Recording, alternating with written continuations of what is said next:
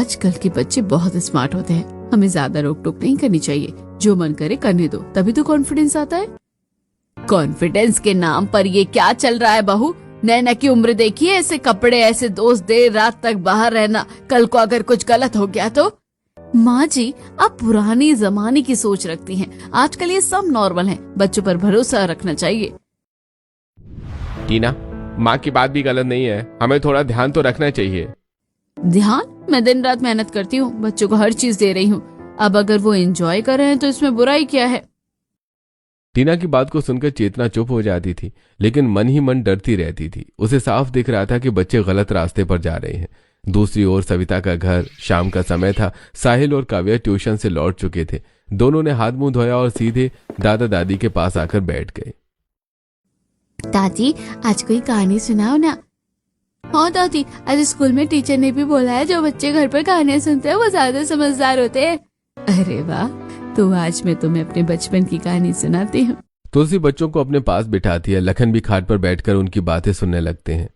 जब हम छोटे थे ना, तब हमारे पास खेलने को खिलौने नहीं थे, लेकिन संस्कार बहुत थे।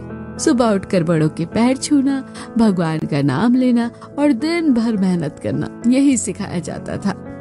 और सबसे जरूरी बात बेटा, गलत संगत से दूर रहना।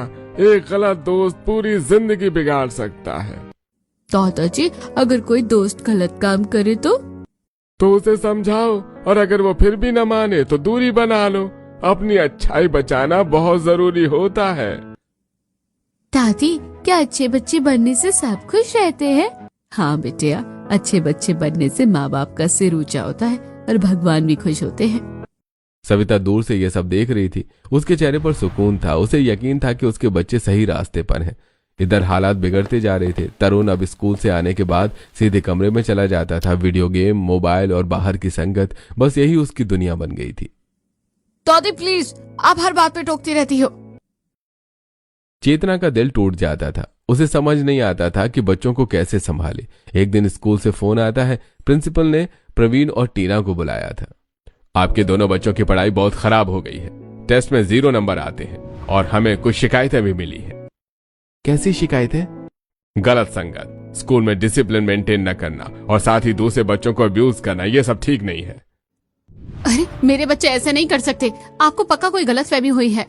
इस तरह टीना अपने बच्चों को साइड में ले जाकर स्कूल प्रशासन को ही गलत ठहरा देती है। वहीं घर पर मैंने पहले ही कहा था बहू, बच्चों को खुली छूट मत दो।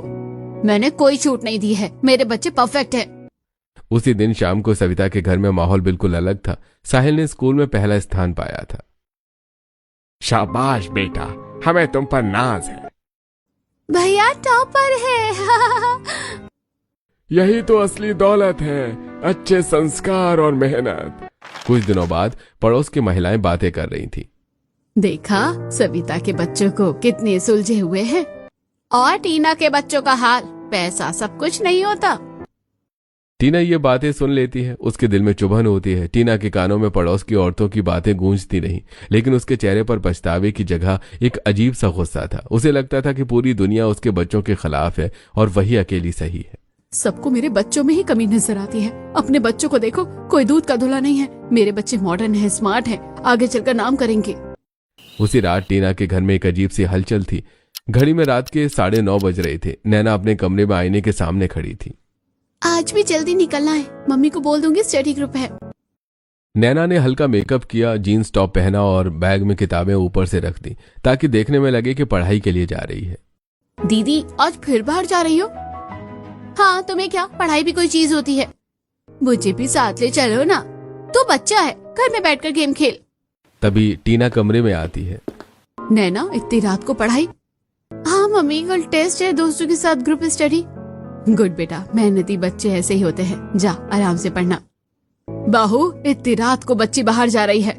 माँ जी, आप हर बात पे शक करती रहती है, आजकल बच्चे ऐसे ही पढ़ते हैं।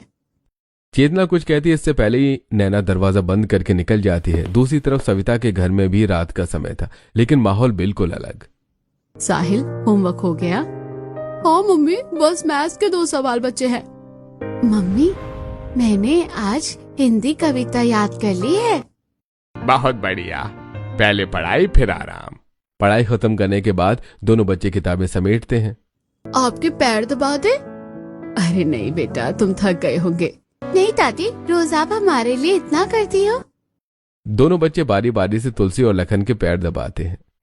सविता बहू, सच कहूँ तो आजकल ऐसे बच्चे बहुत कम देखने को मिलते हैं। ये सब आपके आशीर्वाद से है बाबूजी।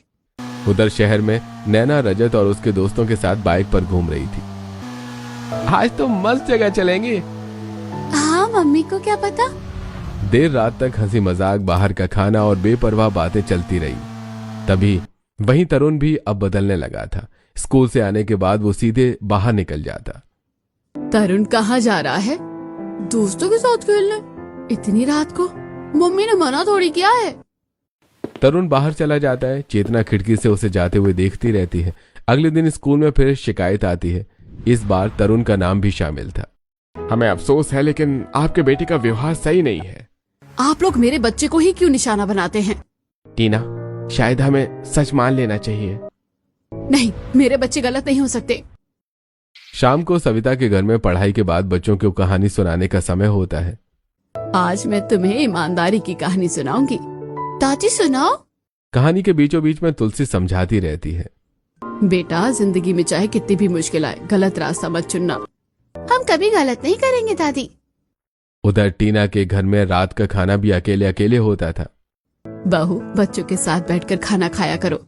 माँ जी, आजकल टाइम किसके पास है? कुछ दिनों बाद नैना की हरकतें और बढ़ जाती हैं और वो देर रात तक बाहर रहती है। टीना, मुझे ठीक नहीं लग रहा है। तुम भी माँ जी की तरह शुरू हो गए। सविता के घर में बच्चों की दिनचर्या वैसी ही सदी हुई थी। सुबह पूजा, स्कूल, पढ़ाई और बड़ों का सम्मान।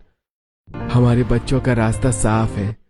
वहीं टीना के बच्चे धीरे धीरे पढ़ाई से और दूर होते जा रहे थे, लेकिन टीना की आंखों पर अब भी भरोसे की पट्टी बंधी हुई थी। मेरे बच्चे जैसे हैं वैसे ठीक हैं। रात गहराती जा रही थी। सविता के घर में सन्नाटा था, लेकिन वो सन्नाटा सुकून भरा था। बच्चे अपने अपने बिस्तर पर सो चुके थे। तुलसी और लखन खाट पर बैठे भगवान का नाम ले रहे थे। भगवान, हमारे बच्चों को हमेशा सही रास्ते पर रखना। बहू ने बच्चों को जैसे संस्कार दिए हैं, वैसे आजकल बहुत कम देखने को मिलते हैं। सविता रसोई में अगले दिन के लिए सब्जी काट रही थी। बच्चे सही रहे, बस यही सबसे बड़ी दौलत है। वहीं दूसरी तरफ टीना के घर की बत्तियां अभी भी जल रही थी। घड़ी में रात के 11 बज रहे थे। नैना और तरुण अभी तक घर नहीं लौटे थे। बहू, बहुत देर हो गई है, बच्चे अभी तक नहीं आए। आजकल बच्चे देर से ही आते हैं, आप बेकार की चिंता मत किया करो। लेकिन दिल घबरा जाता है। आपको हर बात में डर क्यों लगता है? मैंने बच्चों को अच्छे संस्कार दिए हैं। तभी दरवाजा खुलता है। नैना हंसते हुए अंदर आती है। मम्मी आ गई। इतनी रात को ये कोई समय है आने का? दादी प्लीज, आप भी ना। माँ जी, बच्ची है, इतना मत टोका करो। बच्ची है इसलिए तो डर लगता है। तब भी तरुण भी कुछ देर बाद अंदर आता है। मैं भी आ गया। कहाँ थे तुम? दोस्त के घर पढ़ाई कर रहे थे। देखा माँ जी, पढ़ाई कर रहे थे। चेतना कुछ नहीं कहती, बस चुपचाप अपने कमरे में चली जाती है। अगली सुबह सविता के घर में रोज की तरह दिन शुरू होता है। साहिल और काव्या समय पर उठते हैं। मम्मी, आज मेरा साइंस टेस्ट है। भगवान का नाम लेकर जाओ, अच्छा ही होगा। मैं पूरी तैयारी करके जा रहा हूँ। दोनों बच्चे तुलसी और लखन के पैर छूते हैं। खुश रहो, आगे बढ़ो। शहर में टीना के घर का माहौल इसके उलट था। नैना देर से उठी। नैना उठो, स्कूल नहीं जाना क्या? आज मन नहीं है।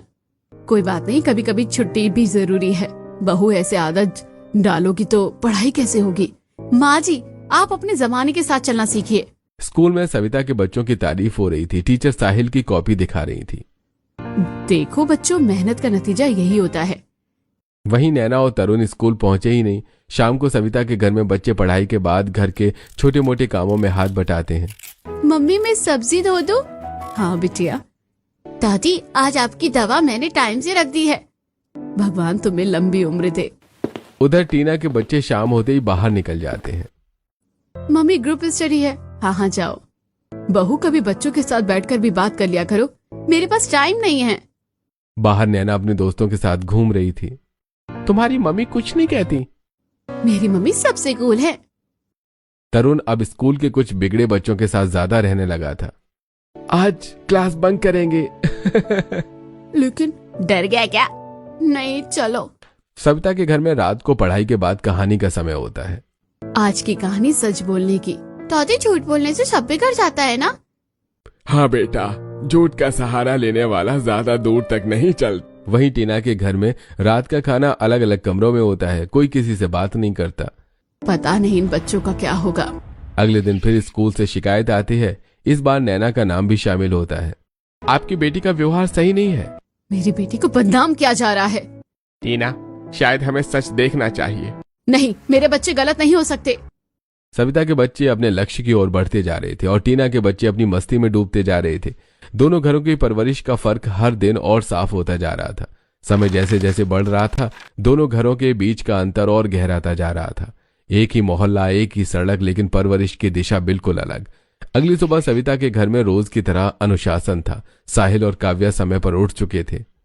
मम्मी, आज मुझे चार्ट बनाना है, स्कूल में सब्जेक्ट टीचर ने बोला है। तो पहले नाश्ता कर लो, फिर मैं तुम्हारी मदद कर दूंगी। मम्मी, मैंने न्यूज़पेपर पढ़ लिया, आज साइंस में वही टॉपिक आने वाला है। बहुत अच्छा बेटा, आदत डाल लो रोज अखबार पढ़ने की। बच्चे दादा दादी के पास आते हैं। दादी, दादाजी, खुश रहो, पढ़ लिख कर नाम रोशन करो। लेकिन इंसान बने रहना यही सबसे जरूरी है। वहीं दूसरी ओर टीना के घर में सुबह का हाल बिल्कुल अलग था। घड़ी में 10 बज रहे थे।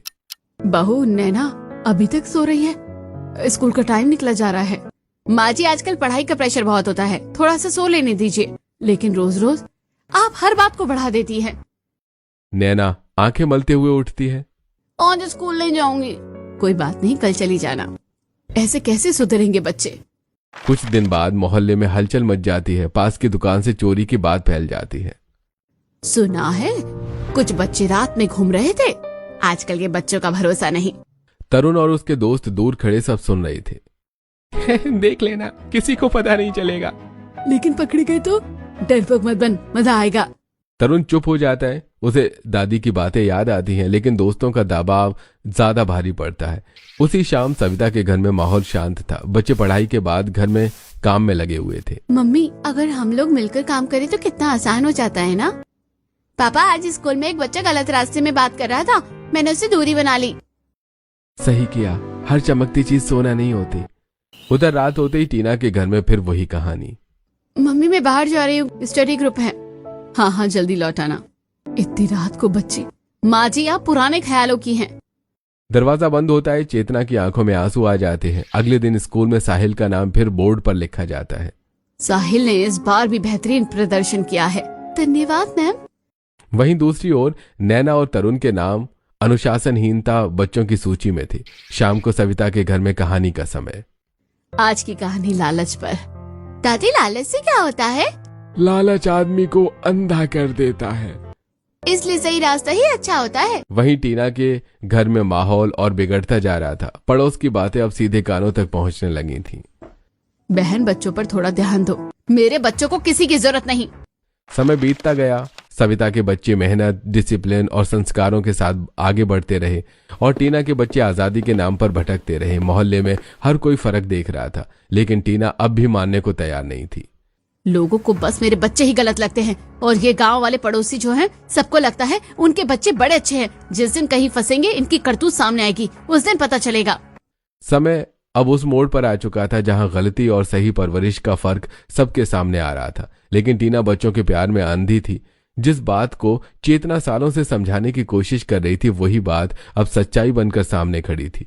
उस दिन नैना अपने कमरे में खड़ी आईने के सामने खुद को देख रही थी। आंखों में अजीब सी चमक थी, चेहरे पर बनावटी आत्मविश्वास। आज पार्टी में मजा आ जाएगा, सब होंगे। रजत, शैली, प्रीति, कोई नहीं टोकेगा। नैना ने जल्दी से फोन किया। मैं निकल रही हूँ, मम्मी को बोल दिया है स्टडी ग्रुप है। बढ़िया, आज तो फुल पार्टी है। टीना हॉल में बैठी लैपटॉप पर काम कर रही थी। देर हो जाए तो मैसेज कर देना। हाँ मम्मी। चेतना कुछ कहना चाहती थी, लेकिन उसकी आवाज गले में ही अटक गई। पार्टी एक फ्लैट में चल रही थी। तेज म्यूजिक, हंसी ठहाके और हाथों में ठंडे ड्रिंक्स। नैना, पहली बार है क्या? नहीं, सब नॉर्मल है, बस थोड़ा सा ही लेना। नैना ने ग्लास उठाया, एक घूंट, फिर दूसरा। आज कोई डर नहीं। तभी अचानक दरवाजे पर जोर की आवाज होती है। दरवाजा खोलो। कमरे में सन्नाटा छा जाता है। बच्चे कुछ भागने की कोशिश करते हैं, लेकिन पुलिस अंदर आ जाती है। ये नाबालिग है, यहाँ शराब। नैना का चेहरा पीला पड़ जाता है, हाथ कांपने लगते हैं। कुछ देर बाद पुलिस स्टेशन में। मुझे घर जाना है। फोन किया जाता है। टीना और प्रवीण घबराए हुए पुलिस स्टेशन पहुंचते हैं। मेरी बेटी ऐसा नहीं कर सकती। मैडम, आपकी बेटी नाबालिग है और शराब पीते पकड़ी गई है। टीना की आंखों के सामने अंधेरा छा जाता है। चेतना की बातें याद आने लगती हैं। नैना, ये क्या कर दिया तुमने? मम्मी, मुझे माफ कर दो। टीना पहली बार अपनी बेटी के सामने शर्मिंदा खड़ी थी। वहीं दूसरी ओर तरुण का हाल भी बिगड़ता जा रहा था। दिन रात video game, mobile, screen. Mummy, मुझे कुछ दिख नहीं रहा। बहू, इसे डॉक्टर के पास ले चलो। डॉक्टर की रिपोर्ट सुनकर सब सन्न रह जाते हैं। बच्चों की आंखों पर बहुत ज्यादा स्ट्रेन है, ऑपरेशन करना पड़ेगा। ये सब मेरी वजह से हुआ है। उसी समय सविता के घर में खुशियों की लहर थी। राज्य स्तरीय प्रतियोगिता का रिजल्ट आया था। मम्मी, हम जीत गए, स्टेट लेवल चैंपियन। मेरी शेरनी, मेरा शेर। भगवान ने हमारी मेहनत रंग ला दी। यही असली जीत है। कुछ दिनों बाद मोहल्ले में बातें हो रही थी। देखा, सविता के बच्चों को स्टेट चैंपियन बने हैं और टीना के बच्चे, कितना दुख हुआ है। पैसा हो तो क्या, संस्कार नहीं हो तो सब बेकार। टीना ये सब सुन रही थी। उसका सिर झुका हुआ था। एक दिन टीना खुद सविता के घर आती है। सविता, मैंने बहुत बड़ी गलती की। मैंने बच्चों को कभी गलत ही नहीं माना। गलती मान लेना ही सुधार की शुरुआत है। मुझे सिखाओ जैसे तुम अपने बच्चों को सिखाती हो। अभी भी समय है बहू। बच्चे कच्ची मिट्टी के होते हैं, सही हाथों से आकार मिल जाता है। अब कोई बहाना नहीं, अब माँ बनकर निभाऊंगी। अस्पताल में तरुण का ऑपरेशन होता है। नैना अब स्कूल और घर तक सीमित रहती है। टीना खुद बच्चों के साथ बैठकर पढ़ाई करवाने लगती है। मोबाइल दूर रखवाती है। सविता के बच्चे आगे बढ़ते रहते हैं और टीना अब सीख रही थी कि मां बनना सिर्फ सुविधाएं देना नहीं, बल्कि सही गलत का फर्क सिखाना होता है। अब टीना बच्चों पर प्रॉपर ध्यान देती है और जब कभी भी उसे लगता है कि वो कुछ गलत कर रही है तो सविता से सलाह जरूर लेती है।